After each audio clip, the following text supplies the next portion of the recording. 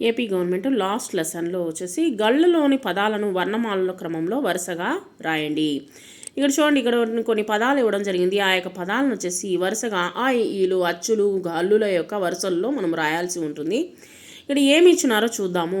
ఊయల, బలపం, ఉడత, వనం, ఓడ, ఈగ, గంప, పనస, కలం, చదరం, జడ, డంక, దండ, అరక, రంపం, ఆట, శనగ, సంబరం.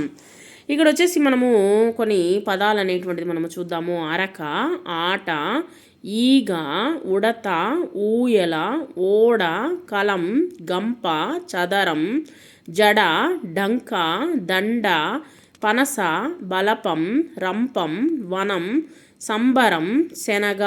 సో ఈ విధంగా వరుస క్రమంలో వచ్చేసి అచ్చులు హల్లులను మనము వరుస క్రమంలో రాసి మనము చూడాలి. పదాలని రాసి చూడండి.